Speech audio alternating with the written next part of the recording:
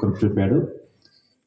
ఆయా స్థలాల నుంచి ఈ ఈ ప్రాంతానికి మిమ్మల్ని అందరినీ క్షేమంగా చేర్చాడు, దైవజనుల్ని క్షేమంగా చేర్చాడు. అంత మాత్రమే కాకుండా ఇంకా అనేకులు మార్గ మధ్యలో ఉన్నారు, వారిని కూడా దేవుడు తన యొక్క రెక్కల చాటున అని కాచి కాపాడి క్షేమంగా ఈ స్థలాన్ని చేర్చాలని ప్రభువుని దేవుణ్ణి మనసారా నేను వేడుకుంటున్నాను. మొదటి రోజు నేను మాట్లాడటం జరిగింది. ఈరోజు వాస్తవానికి గడ్డం శ్యామ్ గారు మాట్లాడాలి. వారు కొన్ని ప్రత్యేక పరిస్థితుల వల్ల వారు రాలేకపోయారు. కేఎస్ పాల్ గారితో నాకున్న పరిచయం చాలా కొద్దిది. మేము ఒక 4-5 మీటింగ్లోనే కలిసాం. వారు మాతో భద్రాచలం ప్రాంతానికి వచ్చారు. 2 రోజులు కోయ వాళ్ళ మధ్య వారు సువార్త పనిచేశారు. వారు చాలా చక్కగా ఆసక్తిగా ఆ ప్రాంతంలో వాడబడినారు. వారు చక్కగా శబరి నదిలో కూడా ఎదగొట్టారు.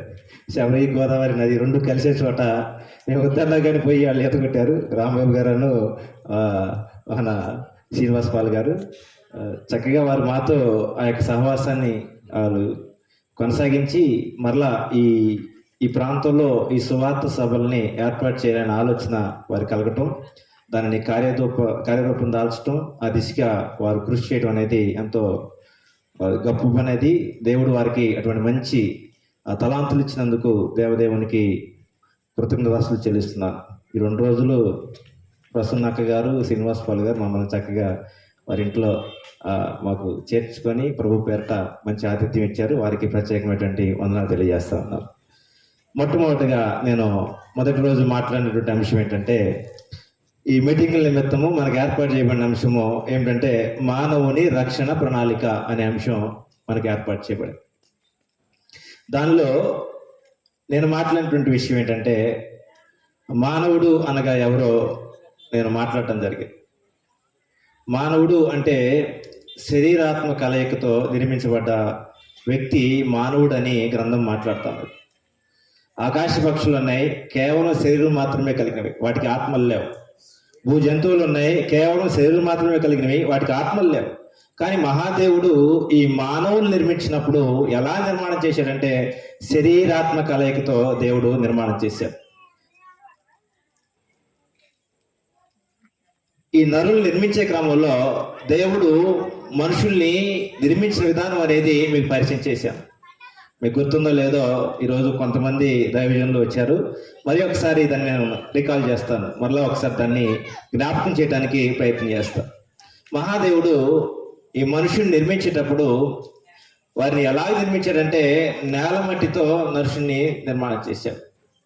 ఆ నేల నుండి మట్టి తీసుకొని ఆ మట్టిని బొమ్మగా చేసి వారి నాసికా నరులో జీవవాయువుగా నరుడు జీవాత్మే. కాబట్టి మొట్టమొదటిగా మట్టిని తీసుకొని నరుని నిర్మాణం చేశాడు. ఆ తర్వాత దేవుడు నరుని ఎలా నిర్మాణం చేశాడంటే పక్కటెంపు తీసుకొని నిర్మాణం చేశాడు. మట్టిని తీసుకొని నిర్మాణం చేయొచ్చు కదా.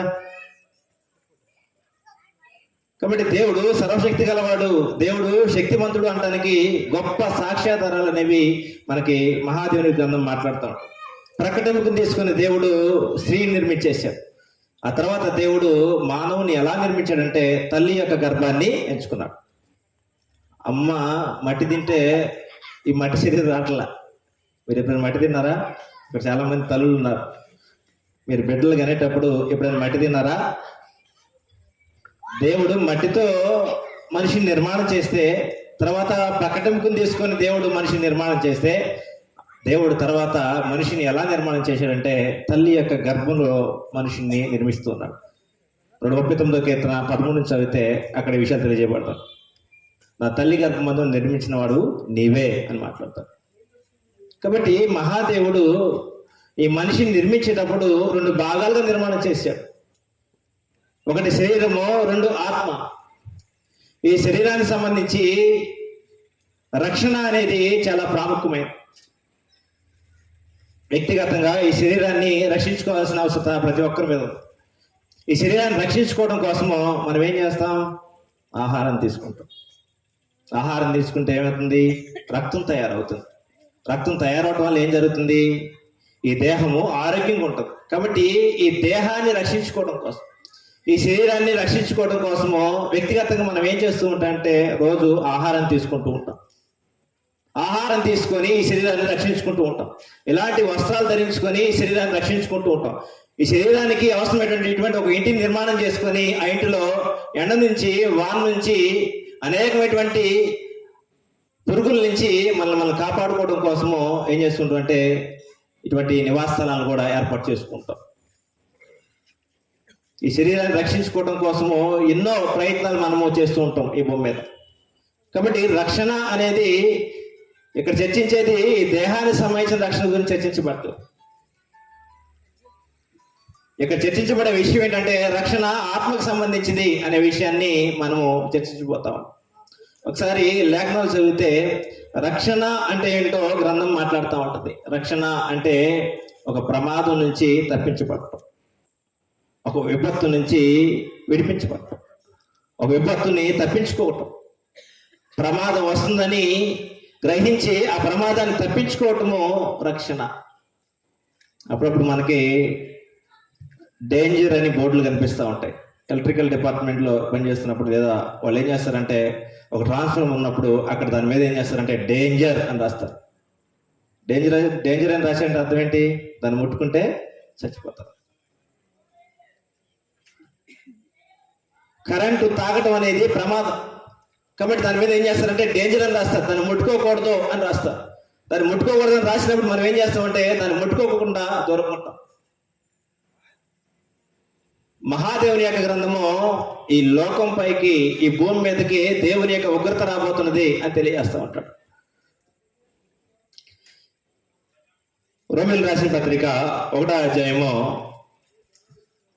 18 నుంచి మనం చదువుకున్నట్లయితే, రోమీయులకు రాసిన పత్రిక 1వ అధ్యాయము 18, 19 వచనాల్లో ఈ విషయాన్ని మాట్లాడుతూ ఉంటాడు. అపోస్తలుడైన పౌలు రోమాలో ఉన్న సంఘానికి విషయాలు తెలియజేస్తూ, దుర్నీతి చేత సత్యమును అడ్డగించు సమస్త మనుషుల యొక్క భక్తిహీనత మీదను దుర్నీతి మీదను దేవుని కోపము పరలోకము నుండి బయలుపరచబడుతున్నది. దేవుని పోలిక, దేవుని స్వరూపంలో నిర్మించబడ్డ నరుడు దుర్నీతి పరుడైపోతే ఈ భూమి మీద అతను అక్రమంతో, అబద్ధికుడుగా, దుర్మార్గుడై జీవిస్తూ ఉంటే వాని మీదకి దేవుని యొక్క ఉగ్రత రాబోతున్నది అని చెప్తున్నాడు. దుర్నీతి చేత సత్యమును అడ్డగించే సమస్త మనుషుల యొక్క భక్తిహీనత మీద, దుర్నీతి మీద, దుర్నీతి పరుల మీదకి, భక్తిహీనుల సమూహం మీదకి దేవుడు తన యొక్క ఉగ్రతని అగపరచబోతున్నాడు. ఒక ప్రమాదము ఈ భూమి మీదకి రాబోతున్నది.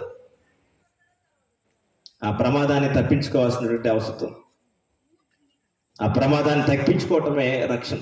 రక్షణ అంటే అర్థం ఏంటంటే దేవుని యొక్క కోపము, దేవుని యొక్క ఉగ్రత, ప్రభు యొక్క ఉగ్రత, గొర్రెపిల్ల యొక్క ఉగ్రత అని మాట్లాడతాడు. ప్రకటన గ్రంథంలో మాట్లాడతాడు 6వ అధ్యాయంలో. గొర్రెపిల్ల యొక్క ఉగ్రతకు తాళజాలం వాడు ఎవడు అని మాట్లాడతాడు. అంత భయంకరంగా ఉంటుంది. దేవునికి కోపం వస్తే ఎంత భయంకరంగా ఉంటుందో ఒకరోజు ఇశ్రాయేల్ ప్రజలకు చూపించాడు. ఒక రోజున ఫరోకు చూపించాడు దేవుని యొక్క కోపం ఎలా ఉంటుందో. ఎర్ర సముద్రాన్ని 2 పాయలుగా చేసి ఐగుప్తు యొక్క సైన్యాన్ని ఏం చేశాడంటే దానిలో ముంచి వేసేశాడు.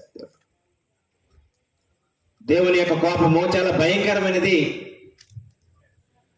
మనుషులు ఏం చేస్తున్నారు అప్పుడప్పుడు, నాకు కోపం వచ్చిందనుకో నీ సంగతి తేలుతా అంటారు.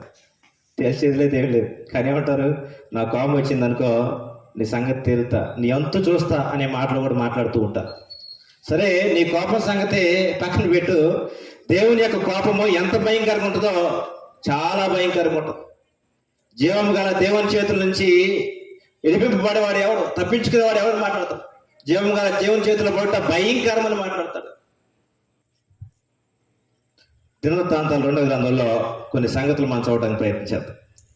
దినవృత్తాంతాలు 2వ గ్రంథము 36వ అధ్యాయము, దినవృత్తాంతాలు 2వ గ్రంథం 36వ అధ్యాయము 16వ వచనం చదవడానికి ప్రయత్నించారు. ఆయన పెందలకాడనే లేచి వారి యొక్క ప్రవక్తలను పంపుచూ వచ్చినను వారు దేవుని దూతలను ఎగతాళి చేయుచు ఆయన వాక్యములను తృణీకరించుచు ఆయన ప్రవక్తలను హింసించు రాగా నివారింప శక్యము కాకుండా యెహోవా కోపము ఆయన జనుల మీదకే వచ్చింది. దేవునికి కోపం వస్తే అది ఎంత భయంకరంగా ఉంటుందో అక్కడ తెలియజేస్తా ఉన్నాను. ఒక రోజున ఇశ్రాయేలు ప్రజల మీదకి దేవుని యొక్క కోపం వచ్చింది. ఆ కోపాన్ని ఎలా మాట్లాడంటే నివారింప శక్యము కాకుండా అని మాట్లాడాడు. కాబట్టి దేవుని కోపము దుర్నీతిపరుల మీదకి, సమస్త భక్తిహీనుల మీదకి రాబోచున్నది కనుక ఆ యొక్క రాబో ఉగ్రతని తప్పించుకోవడం అనేది రక్షణ. రక్షణ అంటే ఏంటంటే అర్థం ఏంటంటే రాబో ఉగ్రతను, దేవుని యొక్క కోపాన్ని తప్పించుకోవటము రక్షణ. దేవుని యొక్క కోపానికి ఆహుతులైపోతే, దేవుని యొక్క ఉగ్రతకి ఆహుతులైపోతే అది చాలా భయంకరంగా ఉంటుందన్న సంగతి మనం ఆలోచన. కాబట్టి రక్షణ అంటే ఏంటో మీకు తెలియజేశాను. రక్షణ అంటే దేవుని యొక్క ఉగ్రతని తప్పించుకోవటం, దేవుని యొక్క కోపాన్ని తప్పించుకోవటం అనే విషయాన్ని మీకు తెలుసు. కాబట్టి రక్షణ దేనికి అంటే రక్షణ ఆత్మకు. ఎందుకు ఆత్మకి? ఏం జరిగింది ఆత్మకి? రక్షణ ఆత్మకి ఎందుకు? ఆత్మరక్షణ ఎందుకు అవసరమై? ఆ ఆత్మకి ఏం జరిగిందంటే ఎఫెసీయులకు రాసిన పత్రిక 2వ అధ్యాయము 1వ వచనంలో ఈ విషయాలు మాట్లాడతాడు. ఎఫెసీయులకు రాసిన పత్రిక 2వ అధ్యాయము 1వ వచనంలో మీ అపరాధముల చేతను పాపముల చేతను మీరు ఆత్మ ఎటువంటి ఘోర స్థితిలో ఉన్నదో, ఆత్మకి ఎటువంటి దుస్థితి పట్టిందో అపోస్తలుడైన పౌలు ఎఫెసీయుల సంఘానికి తెలియజేస్తూ ఈ విషయాన్ని వెల్లడిపరుస్తున్నాడు. ఆత్మ సంబంధంగా మనిషి ఆజ్ఞను అతిక్రమించి పాపము చేసి ఆత్మను ఏం చేశాడంటే ఆర్పివేసుకున్నాడు. మీ అపరాధముల చేతను పాపముల చేతను మీరు చచ్చిన వారయ్యట్టుగా. కాబట్టి పాపము ఏం చేస్తుందంటే మనిషిని చంపివేస్తుంది.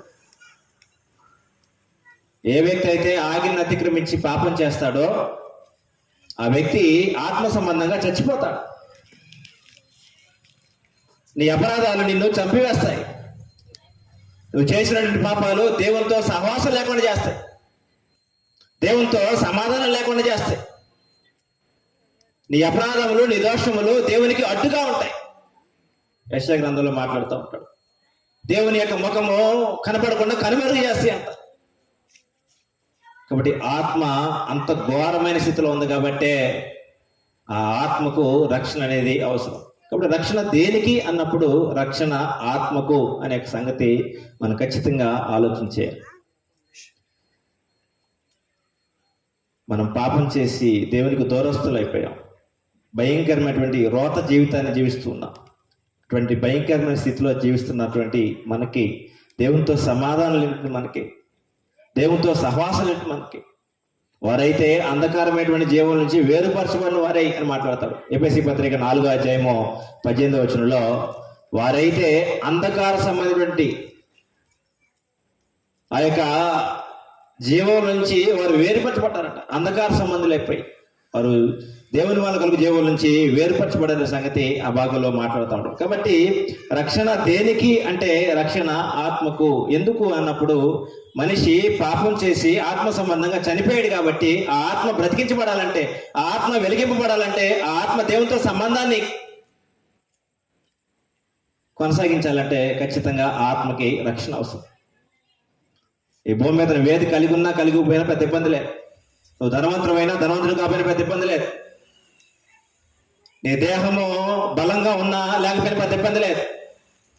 నీ ఆత్మకి భద్రత లేకపోతే, నీ ఆత్మను గురించినటువంటి ఆలోచన నీకు లేకపోతే, దేవుడు అనుగ్రహించే రక్షణ గురించి నువ్వు ఆలోచన చేయకపోతే నీ ఆత్మ ఘోరమైన స్థితిలో ఉన్న సంగతి ప్రతి వ్యక్తి తప్పక ఆలోచించాలి. కాబట్టి అనేకమైన సంగతులు మనము నేర్చుకోవచ్చు. ఒకసారి పేతురు రాసినటువంటి మొదటి పత్రిక 1వ అధ్యాయం 9వ వచనంలో ఎలాగో సంగతులు మాట్లాడుతూ ఉంటాడు. పేతురు రాసినటువంటి మొదటి పత్రిక 1వ అధ్యాయం 9వ వచనంలో ఎవరైనా కొద్దిగా చదివి సహకరించండి. ఆల్మోస్ట్ నా ఒక 10-15 నిమిషాలు అయిపోయింది, ఇంకా 30 minutes ఉంది. ఆయనను ప్రేమించున్నారు, కనులారా చూడకయే విశ్వసించుచు మీ విశ్వాసమునకు ఫలమును అనగా ఆ పాయింట్ జాగ్రత్త అండర్లో వేసుకోవాలి. మీ విశ్వాసమునకు కలుగు ఫలమును అనగా ఆత్మరక్షణ పొందొచ్చు. ఆత్మరక్షణ పొందాలి. ఆత్మ ఏం చేయాలంట? ఆత్మ రక్షణ పొందకపోతే ఏం జరిగిద్దంట? ఆత్మ రక్షించబడపోతే, ఆత్మ రక్షణ పొందకపోతే ఆ వ్యక్తి ఖచ్చితంగా దేవుని యొక్క ఉగ్రతకి ఆహుతైపోతాడు, దేవుని యొక్క కోపానికి గురైపోతాడు. కాబట్టి దేవుని యొక్క కోపానికి గురి కాకుండా, దేవుని యొక్క ఉగ్రతను తప్పించుకోవాలంటే వారు ఏం చేయాలంటే ఆత్మరక్షణ పొందాలి. ఆత్మరక్షణ పొందాల్సిన అవసరం. కాబట్టి ఆత్మకి రక్షణ అవసరం. దాన్ని ఏమన్నాడంటే సొంత రక్షణ అని మాట్లాడాడు. ఫిలిప్పీయులకు రాసిన పత్రిక 2:12 ఎవరికి వారు వ్యక్తిగతంగా సొంత రక్షణ పొందాలి. సొంత రక్షణ కాగా నా ప్రియులారా, మీరు ఎల్లప్పుడూ విధేయులైన ప్రకారము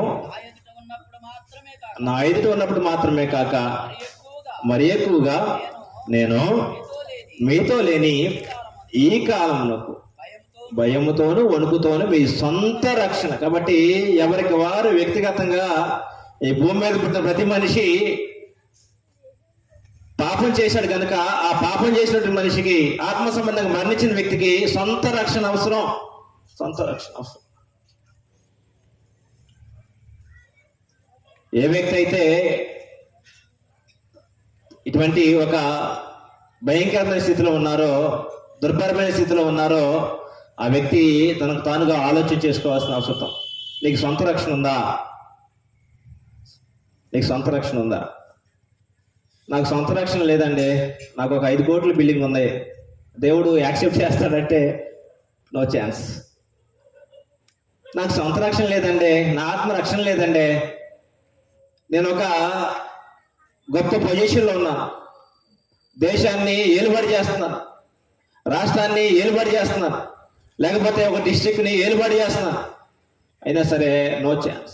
కాబట్టి ప్రతి వ్యక్తికి, ప్రతి మనిషి సొంత రక్షణ, ఆత్మరక్షణ అనేది అవసరం అని పదే పదే బైబిల్ చెప్తుంది. మేము చెప్పే మాటలు కాదు, ఇక్కడ కూర్చున్న దైవజనులు చెప్పే మాటలు కాదు. దేవుని యొక్క గ్రంథము స్పష్టంగా తెలియజేసే సంగతులు ఏంటంటే ఆత్మరక్షణ అవసరం, మనుషులందరికీ రక్షణ అవసరం.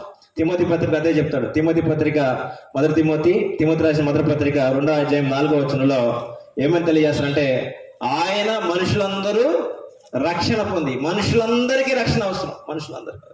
ఎందుకు మనుషులందరికీ రక్షణ అవసరం? మనుషులందరూ పాపం చేశారు కనుక మనుషులందరికీ రక్షణ అవసరం. కాబట్టి ప్రతి మనిషి ఏం చేయాలంటే తన బాధ్యతగా, సీరియస్గా, ఎంతో శ్రద్ధతో తన గురించి తను ఆలోచన చేసుకోవాలి. తన ఆత్మ ఏ పరిస్థితిలో ఉంది,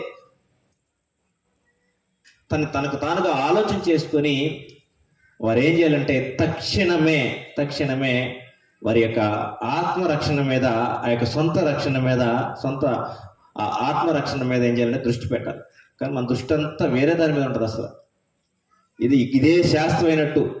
దేవుడేమో ఈ భూనివాస జీవితకాలము స్వల్పమైందని మాట్లాడుతూ ఉంటాడు. దేవుడేమో ఈ భూనివాస జీవితకాలము ఆవిరి వంటిదని మాట్లాడుతూ ఉంటాడు. దేవుడేమో ఈ భూనివాస జీవితము క్షణమాత్రం ఉండేదని మాట్లాడుతూ ఉంటాడు. దేవుడు ఈ భూనివాస జీవితకాలాన్ని గడ్డి పువ్వు లాంటితో పోల్చాడు.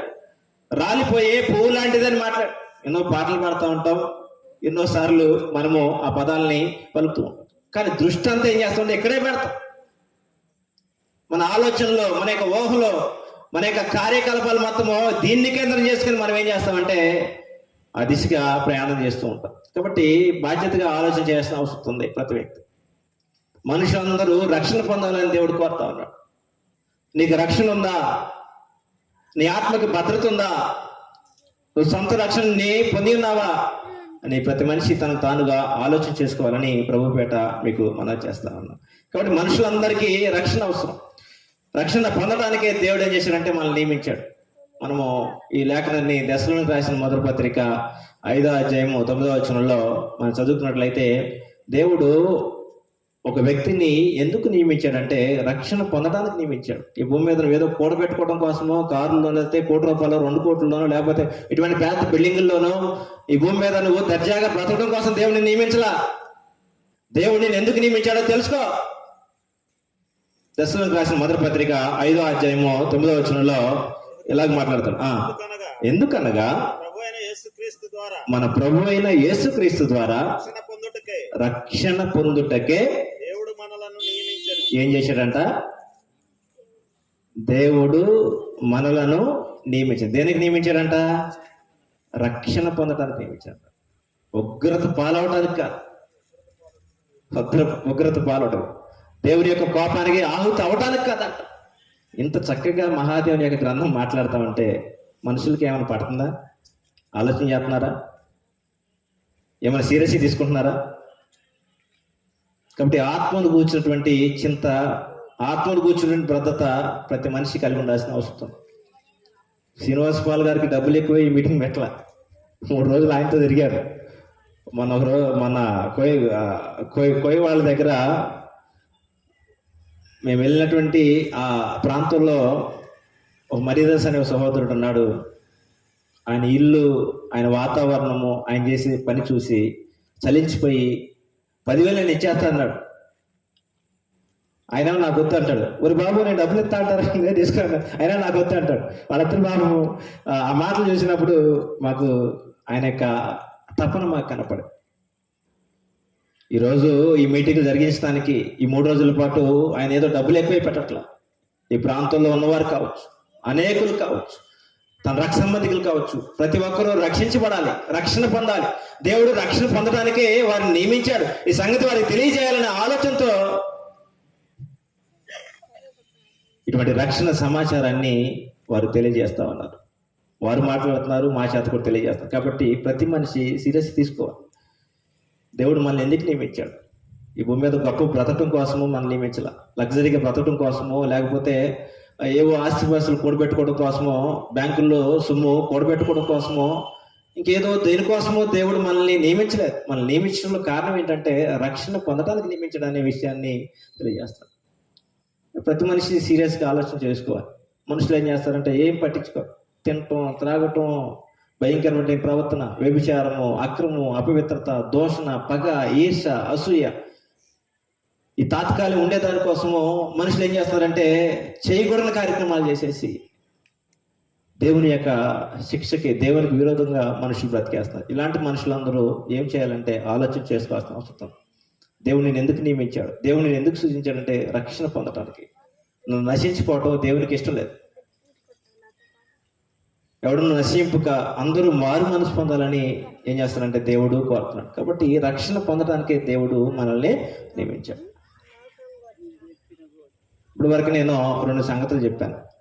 రక్షణ అంటే ఏంటో మీకు చెప్పాను. రక్షణ అంటే ఏంటి? ప్రమాదం నుంచి తప్పించుకోవటం, ఉగ్రత నుంచి తప్పించుకోవటం. 2వ సంగతి ఏం చెప్పాను? రక్షణ దేనికి? శరీరానికి, ఆత్మక? శరీరానికి, ఆత్మకి, ఆత్మకి. కాబట్టి దేవుడు తన యొక్క గ్రంథంలోంచి ఇలాంటి సంగతులు తెలియజేసినప్పుడు దేవుడు మనుషుల కొరకు రక్షణ ప్రణాళికని సిద్ధం చేశాడు. ఈ రక్షణ ప్రణాళికని సంబంధించి కొద్దిసేపు మనము ఆలోచన చేసి మనము ముగించుకోవడానికి ప్రయత్నం చేద్దాం. ఇంకొక 20 నిమిషాలు ఉంది. 20 నిమిషాల్లో నేను నా పాఠాన్ని ముగించిపోతాను. దేవుడు ఏర్పాటు చేసినటువంటి రక్షణ ప్రణాళిక ఏంటో మనము కొద్ది నిమిషాలు ఆలోచన చేయబోతాం. మొట్టమొదటిగా దేవుడు ఏర్పాటు చేసినటువంటి రక్షణ ప్రణాళికలో మొట్టమొదటిగా దేవుడు తీసుకున్నటువంటి ఒక జాగ్రత్త ఏంటంటే, దేవుని వైపు నుండి దేవుడు సిద్ధం చేసినటువంటి ఒక విషయం ఏంటంటే, మొట్టమొదటిగా రక్షకుణ్ణి దేవుడు ఏర్పాటు చేశాడు. రక్షణ ప్రణాళికలో భాగంగా దేవుడు తీసుకున్నటువంటి ఒక జాగ్రత్త ఏంటంటే, మనుషుల్ని రక్షించాలంటే, మనుషుల్ని సమస్త పాపం నుండి విమోచించాలంటే ఒక రక్షకుడు కావాలి. కావాలా? రోగం వచ్చింది, హార్ట్ ఆపరేషన్ చేయాలి, ఎవరు కావాలి మనకి? డాక్టర్ కావాలి. కార్డియాలజిస్ట్, ఎండిఓ లేకపోతే ఎంఎస్ఓ, ఎక్కడో ఎవరు కూడా చేసిన వాళ్ళు ఒక హార్ట్ డాక్టర్కి వెళ్ళి ఏం చేస్తామంటే ఆ రోగం నుంచి ఏం చేస్తామంటే ఆపరేషన్ చేసుకుని దాని నుంచి బయటపడటం, కొంత బయటపడటానికి అవకాశం ఉంది. నశించిపోయిన మానవుల్ని రక్షించడం కోసం, పాపుల్ని రక్షించడం కోసం, దేవునితో సహవాసాన్ని కోల్పోయిన మనుషుల్ని దేవునితో సహవాసాన్ని ఏర్పరచడం కోసం, సంబంధాన్ని ఏర్పరచడం కోసం, సంబంధాన్ని కలిగించడం కోసం ఒక రక్షకుడు అవసరం. మత్తయి సువార్త 1:21 మాట్లాడుతూ ఉంటాడు. కన్యక గర్భవతి కుమారుని కన్ను, ఆయనకు ఇమ్మానుయేలు అని పేరు పెట్టును. ఆయన తన ప్రజల పాపముల నుండి ఆయనే రక్షించిన. ఆయనకి యేసు అనే పేరు. యేసు అనే పేరుకి అర్థం ఏంటి? రక్షకుడు. దేవుడు తన సైడ్ నుంచి చాలా చక్కగా ఒక రక్షకుణ్ణి ఏర్పాటు చేశాడు. ఈ మానవుల్ని రక్షించడం కోసం, నశించిపోయిన మానవుల్ని రక్షించడం కోసం దేవుడు రక్షకుడిని ఏర్పాటు చేశాడు. లోకసువార్త 2:11 నేడు రక్షకుడు మీ కొరకు. కాబట్టి ఆయన గురించి మాట్లాడేటప్పుడు భక్తులు ఎలా మాట్లాడుతున్నారంటే రక్షకుడు, రక్షకుడు, రక్షకుడు. ఒక రక్షకుడిని దేవుడు ఏర్పాటు చేశాడు. నీ మేలు కోరి, నా మేలు కోరి, నీ ఆత్మక్షేమం కోరి, నా ఆత్మక్షేమం కోరి, మనుషులందరూ రక్షించబడాలనే ఆలోచనతో మహాదేవుడు ఏం చేశాడంటే ఒక రక్షకుడిని ఏర్పాటు చేశాడు. తిమోతి మొదటి పత్రిక 1:15 ఆయన ఏమని పిలిచాడంటే, తిమోతి మొదటి పత్రిక 1:15 పాపులను రక్షించుటకు అని మాట్లాడతాడు. పాపులను రక్షించుటకు క్రీస్తు యేసు ఈ లోకమునకు వచ్చినని. కాబట్టి పాపుల్ని రక్షించేవాడు ఆయన, పాపుల్ని రక్షించేవాడు. పాపం చేసి ఆత్మ సంబంధంగా చనిపోయిన మనుషుల్ని బ్రతికించేవాడు ఆయన. మీ అపరాధముల చేతను పాపముల చేతను మీరు చచ్చిన వారైనగా ఆయన క్రీస్తుతో కూడా. క్రీస్తు లేకపోతే నీకు బ్రతుకులేదు, క్రీస్తు లేకపోతే నీకు రక్షణ లేదు, క్రీస్తు లేకపోతే నీకు ఆత్మ సంబంధమైన స్వస్థత లేదు. నీ ఆత్మ బ్రతికించబడాలంటే, నీ ఆత్మ రక్షించబడాలంటే, నీ ఆత్మ వెలిగించబడాలంటే ఒక రక్షకుడు అవసరం. మహాదేవుడు తన సైడ్ నుంచి, తన వైపు నుంచి ఏమీ లోపం లేకుండా దేవుడు ఏం చేశాడు, ఒక రక్షకుడిని ఏర్పాటు చేశాడు. ఆయన గురించి సమరయ స్త్రీ మాట్లాడుతూ ఉంటుంది. ఏమని మాట్లాడితే, ఈయన సమరయ స్త్రీ తన ఊరు వారందరితో చెప్పిన తర్వాత ఆ ఊరు వారందరూ ఆ సమరయ స్త్రీ చెప్పిన సమాచారం బట్టి యేసు ప్రభు దగ్గరకు వస్తారు. యోహాను సువార్త 4:42 ఈ సమాచారం తెలియజేయబడతాం. యోహాను సువార్త 4:42 సమరయ స్త్రీ వెళ్ళిపోయి తన ఊర్లో ఉండి ప్రజలకు చెప్పింది. ఆ ప్రజలందరూ ఏం చేస్తారంటే యేసు ప్రభు దగ్గరకు వస్తారు. యేసు ప్రభు దగ్గరకు వచ్చిన తర్వాత యేసు ప్రభు వాళ్ళతో మాట్లాడతాడు. వారితో మాట్లాడిన తర్వాత వారు స్వయంగా చెవులార విని ఒక అద్భుతమైన మాట వారు మాట్లాడతారు. యోహాను సువార్త 4:42 మా మట్టుకు మేము విని ఈయన నిజముగా ఏమాత్రం సందేహం లేకుండా చెప్పాడు. మనుషులు ఎవరు సందేహించకుండా ఒక అద్భుతమైనటువంటి ఒక మాట అక్కడ రాయబడింది, నిజముగా ఈయన లోకరక్షకుడని. నువ్వేమైనా సందేహిస్తావేమో, ఏమి సందేహించాల్సిన అవసరం లేదు. నిజముగా ఈయన లోకరక్షకుడని మేము తెలుసుకున్నాం విషయం మాట్లాడుతున్నాం. ఒక రోజున వారికి అర్థమైన సంగతి ఈ రోజు నీకు అర్థమవుతుందా? నీ పాపాలను విమోచించడం కోసం, నీ పాపాల నుంచి రక్షించడం కోసం, నీ ఆత్మను బ్రతికించడం కోసమో దేవుడు రక్షకుడిని నియమించాడు. ఆయన గురించి గ్రంథం ఏం మాట్లాడుతుందంటే లోకరక్షకుడు అని మాట్లాడుతున్నారు. లోకరక్షకుడు. దేవుని మీద మనం దోషారోపణ చేయకుండా దేవుడు తన వైపు నుంచి అయితే చాలా జాగ్రత్తలు తీసుకున్నాడు. మన కొరకు చాలా జాగ్రత్తలు తీసుకున్నాడు. ఏంటి ఆ జాగ్రత్తలు? ఒక రక్షకుడిని ఏర్పాటు చేశాడు. రెండో సంగతి, ఆ రక్షకుడిని శిలువ మరణానికి అప్పగించి చనిపోయాడు. ఆయన క్రీస్తు యేసు చనిపోయాడా? క్రీస్తు యేసుని శిలువకు అప్పగించి ఆ యొక్క శిలువ మరణం ద్వారా మహాదేవుడు ఏం చేశాడంటే రక్షణ చట్టాన్ని వెనుకలకు తెచ్చాడు. రక్షకుడిని నియమించాడు. ఆ రక్షకుడు సమస్త మానవాళి పాపాలను విమోచించడానికి తనకు తానుగా బలి అయిపోయాడు. ఆ బలి ద్వారా రక్షణ చట్టాన్ని వెలుగులోకి తీసుకొచ్చాడు. మత్తయి సువార్త 26వ అధ్యాయం మనం చదివితే ఆ విషయం 26-28 మత్తయి సువార్త 26-28 దాన్ని ఏమన్నాడంటే క్రొత్త నిబంధన అని పిలిచేశాడు. క్రొత్త నిబంధన అన్నాడు. కొరింథీ మొదటి పత్రిక 11:25 క్రొత్త నిబంధన అని మాట్లాడేశాడు. ఒక నిబంధన చట్టాన్ని, ఒక రక్షణ చట్టాన్ని మహాదేవుడు ఏం చేశాడంటే వెలుగులోకి తీసుకొచ్చాడు. నీ మేలు కోరి, నా మేలు కోరి రక్షకుడిని ఏర్పాటు చేశాడు దేవుడు. నీ ఆత్మ భద్రను కోరి, నా ఆత్మ భద్రను కోరి, నీ ఆత్మ బ్రతికించడం కోసము, ఆత్మ రక్షించబడటం కోసము మహాదేవుడు ఏం చేశాడంటే రక్షణ చట్టాన్ని వెలుగులోకి తీసుకొచ్చాడు. దాన్ని క్రొత్త నిబంధన అని మాట్లాడాడు. క్రొత్త నిబంధన.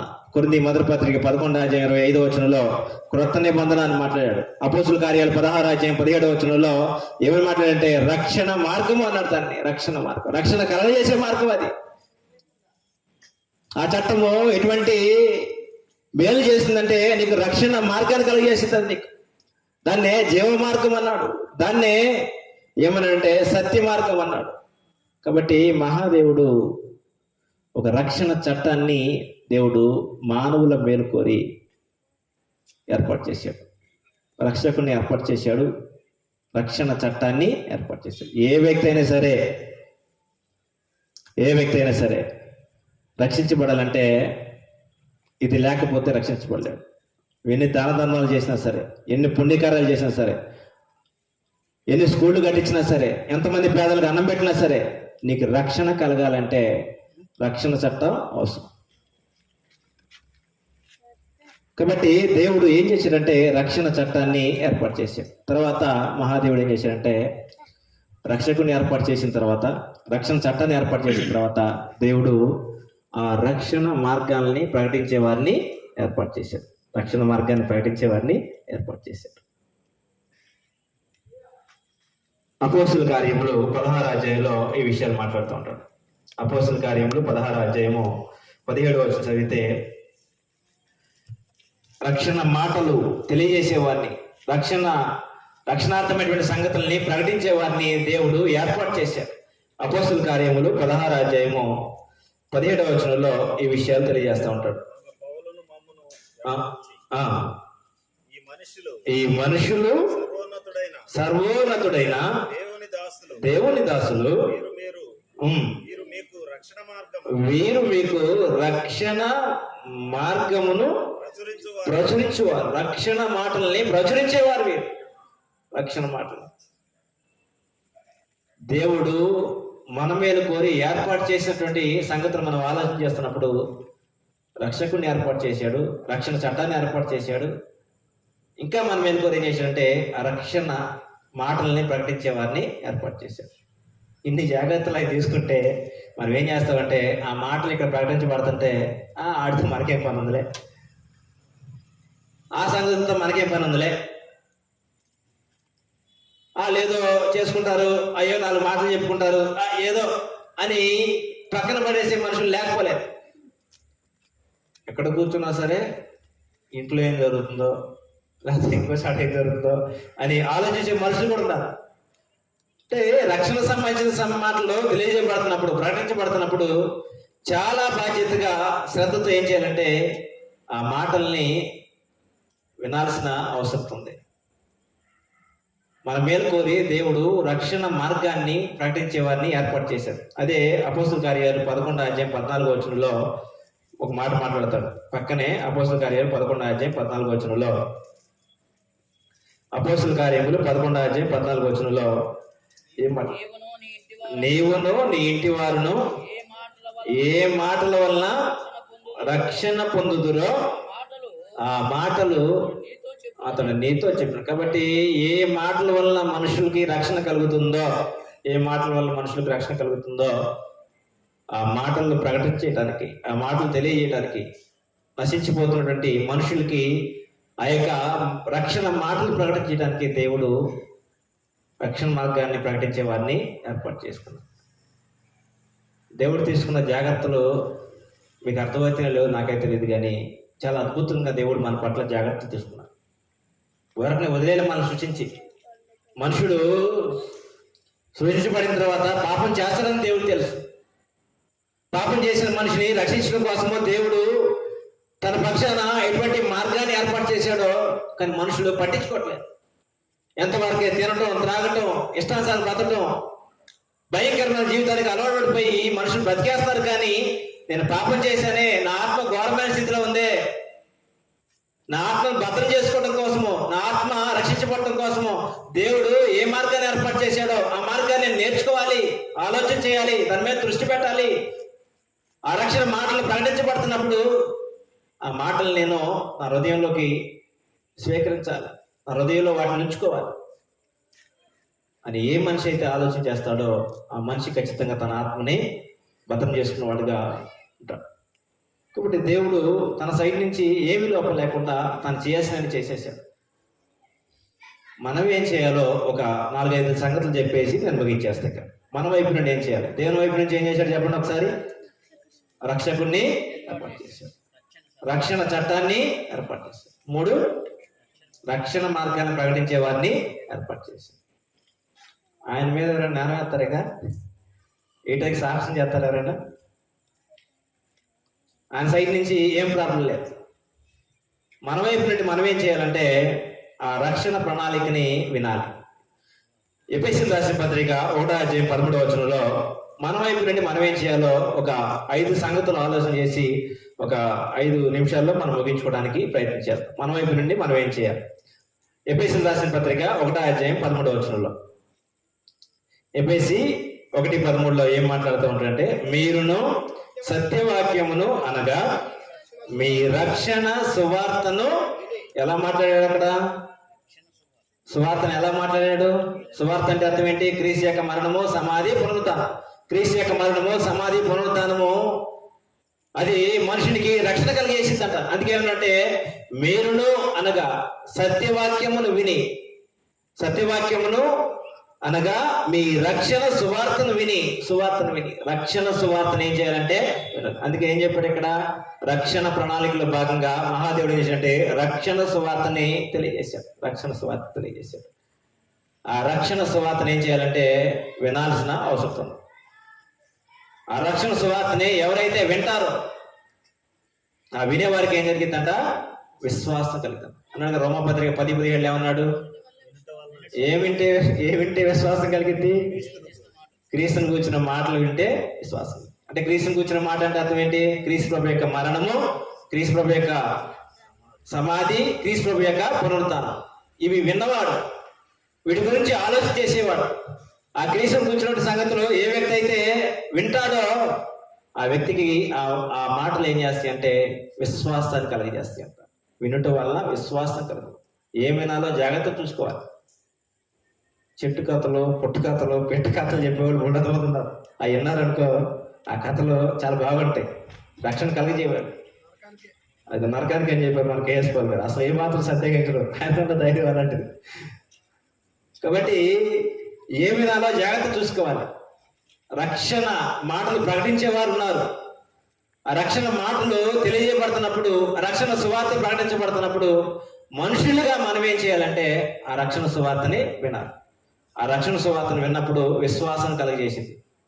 అపోస్తుల కార్యములు 2వ అధ్యాయము మనము 37వ వచనంలో, ఒక రోజున పెంతెకోస్తు పండుగ దినమున యెరూషలేములో అందరూ సమాజంగా కూడుకున్నప్పుడు ఆయా దేశాల నుంచి, ఆయా ప్రాంతాల నుంచి సమస్త మనుషులు ఆ పెంతెకోస్తు దినాన యెరూషలేముకు వస్తారు. ఆ రోజు రక్షణ మార్గం అనేది ప్రకటించబడింది. రక్షణ మార్గం ఎప్పుడైతే ప్రకటించబడిందో ఆ రోజు 3,000 మంది సుమారుగా అనేక మంది విన్నారు. వారు వెంటనే ఏం చేశారంటే ఆ రక్షణ మార్గాన్ని విశ్వసించేశారు. అపోస్తుల కార్యం 2వ అధ్యాయం 37వ వచనంలో 3,000 మంది ఆ రోజున ఏం చేశారంటే రక్షణ మార్గంను విన్నారు, విశ్వసించారు. అపోస్తుల కార్యాలు 16వ అధ్యాయం 13-14 వచనం చదువుకుంటే లూదియా అనే ఒక స్త్రీ రక్షణ మార్గాన్ని విందే విశ్వసించింది. ఆ తర్వాత అపోస్తుల కార్యాలు 16వ అధ్యాయం 33వ వచనంలో ఒక జైలు అధికారి రక్షణ మార్గాన్ని విన్నాడు, విశ్వసించాడు. ఆన్ ది స్పాట్ లో జరిగిపోయింది అదంతా. 3 రోజుల నుంచి చెబుతున్నాం మేము. శ్రీనివాస్ పాల్ గారు అయితే 15 సంవత్సరాల నుంచి చెబుతున్నాడు. 21 సంవత్సరాల నుంచి చెబుతున్నారు. రక్షణ మార్గము, రక్షణ మాటలు, రక్షణ సువార్త ప్రకటన చేయబడతా ఉంటే మనిషికి పట్టింపు లేదు. లేదో చెప్పుకుంటారా, లేదో చేసుకుంటారా, మాకెందుకది, మాకు సంబంధించింది కాదు అని భ్రమలో మనుషులు బ్రతికేస్తా ఉన్నారు. అది నీకు మేలు చేసేది కాదు. దానివల్ల నీకు ఎటువంటి ప్రయోజనం లేదు. నీ జీవితానికి ప్రయోజనం ఉండాలంటే, నీ ఆత్మకి భద్రత ఉండాలంటే, నీ ఆత్మ బ్రతికించబడాలంటే ఖచ్చితంగా మనందరికి దిక్కు యేసుక్రీస్తు యొక్క రక్షణ సువార్త. రక్షణ సువార్తే మనుషుల్ని బ్రతికించేది, మనుషుల్ని వెలిగించేది, ఆత్మ బ్రతికించేది, దేవునితో సంబంధాన్ని ఏర్పరిచేది. నిత్య జీవానికి మనుషులు తీసుకుపోయేది ఏంటంటే రక్షణ సువార్త. కాబట్టి ఆ రక్షణ సువార్తని ఒక రోజున 3,000 మంది విన్నారు, విశ్వసించేశారు. లుధియా వింది, విశ్వసించింది. జైలు అధికారి విన్నాడు, విశ్వసించాడు. ఆర్థిక మంత్రి అపోస్తుల కార్యంలో 8:34 ఒక ఆర్థిక మంత్రి, ఒక ఫైనాన్షియల్ మినిస్టర్ ఏం చేశాడంటే వినేశాడు, వెంటనే విశ్వసించేశాడు, వెంటనే జరిగిపోయింది. కాబట్టి మొట్టమొదటిగా వినాలి, తర్వాత విశ్వసించాలి, ఆ తర్వాత ఏం చేయాలంటే మారు మనసు పొందాలి. అపోస్తుల కార్యం 2:37-38 వారు వెంటనే ఏం చేశారంటే పాప క్షమాపణ నిమిత్తం ప్రతివాడు యేసుక్రీస్తు నామమున బాప్తిసం పొందే ముందు వారు ఏం చేశారంటే మారు మనసు పొందారు. మారు మనసు పొందకపోతే నశించిపోతారంట. లోకాసు వార్త ఒకసారి 13:3 చదవండి. మీరు మారు మనసు పొందని ఎడల నశించుదురు అని మాట్లాడతారు. ఏ వ్యక్తి అయితే రక్షణ మాటలు ప్రార్థన చేయబడుతున్నప్పుడు, రక్షణ మాటలు మీకు తెలియజేయబడుతున్నప్పుడు వినపడుతున్నా సరే పట్టించుకోకుండా ఉంటాడు, మారు మనసు లేకుండా జీవితాన్ని కొనసాగిస్తూ ఉంటాడో వారి గురించి గ్రంథం ఏం మాట్లాడుతుందంటే మీరు మారు మనసు లేని ఎడల నశింతురు అని మాట్లాడుతున్నాడు. లోకాసు వార్త 13:3 మీరు మారు మనసు పొందని ఎడల మీరందరూ అలాగే నశింతురు. కాబట్టి నశించిపోయే అవకాశం ఉంటుంది. రక్షణ మాటలు నీకు తెలియజేయబడుతున్నప్పుడు ఖచ్చితంగా ఏం చేయాలంటే మారు మనసు పొందాలి. నీ మెంటల్ యాటిట్యూడ్ ఏం చేయాలంటే మార్చుకోవాలి. నేను ఎట్టాగే బ్రతుకుతా, నా ఇష్టం అని నువ్వు విరిగించుకొని అలాగే వెళ్ళావనుకో, అదేం చేసిందంటే నీకు ప్రమాదం.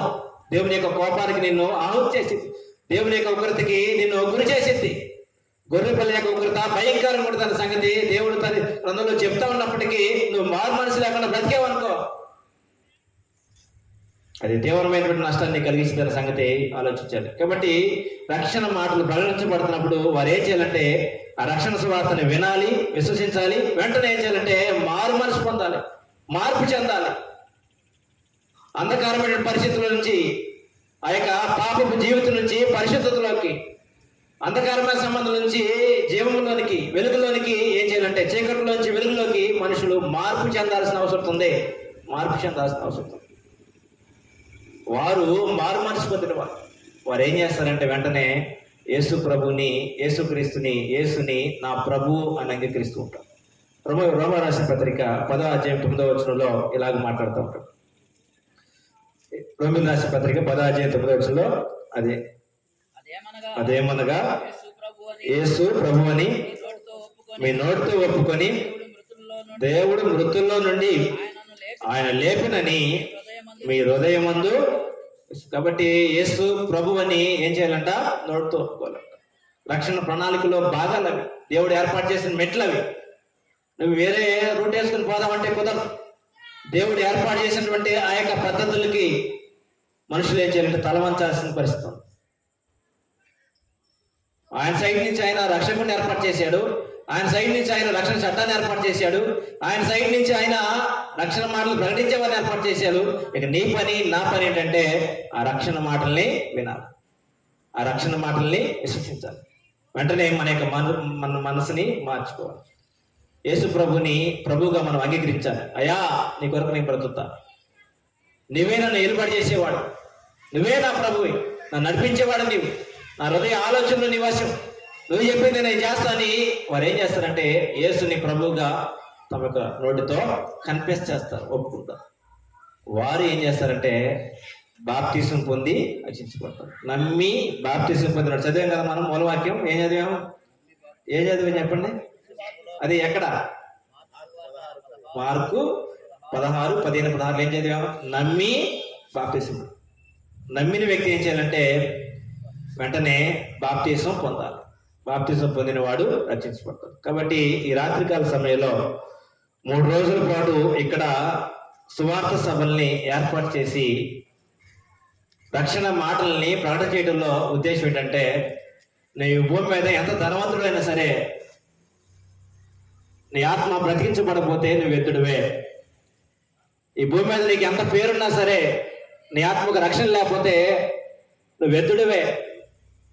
ఈ భూమి మీద నువ్వు ఎంత గొప్ప సంపన్నుడు అయినా సరే నీ ఆత్మకి రక్షణ లేకపోతే నీ జీవితము అస్తవ్యస్తమైన సంగతి, నీ జీవితం చీకటమై ఉన్న సంగతి ప్రతి వ్యక్తి గ్రహించాలని ప్రభు పేట మనం చేస్తాం.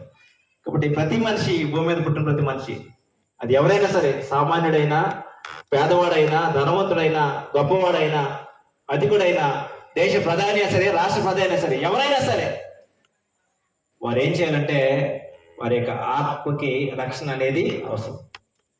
ఆ ఆత్మ రక్షించబడాలంటే దేవుడు మనకేం చేశాడో, మన పక్షాన ఎటువంటి నిర్ణయాలు చేసుకున్నాడో ఆ సంగతులు ఎరగాలి.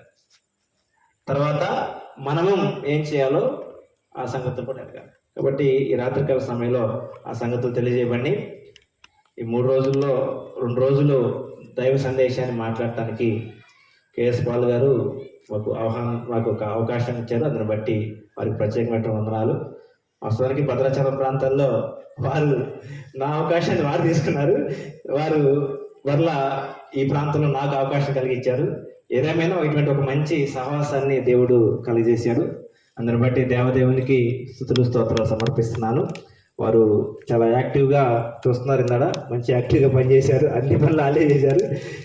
ఏదేమైనా వారికి దేవుడు అటువంటి ఆసక్తిని అనుగ్రహించినందుకు దేవునికి మరి ఒకసారి స్తుతులు సమర్పిస్తున్నాను. ఇప్పటి వరకు మీరందరూ శ్రద్ధగా విని సహకరించారు. అందుని బట్టి మీ అందరికీ వందనాలు తెలియజేస్తున్నాను. ఈ 2 రోజులు మాట్లాడటానికి కృపగల దేవుడు ఈ అవకాశం ఇచ్చాడు. అందుని బట్టి దేవునికి నేను స్తుతులు సమర్పిస్తూ ఆయా ప్రాంతాల నుంచి చేరి వచ్చిన దైవజనులందరికీ వందనాలు తెలియజేస్తూ నేను ఈ వాక్య భాగాన్ని నేను ముగిస్తున్నాను. అందరికీ వందనాలు.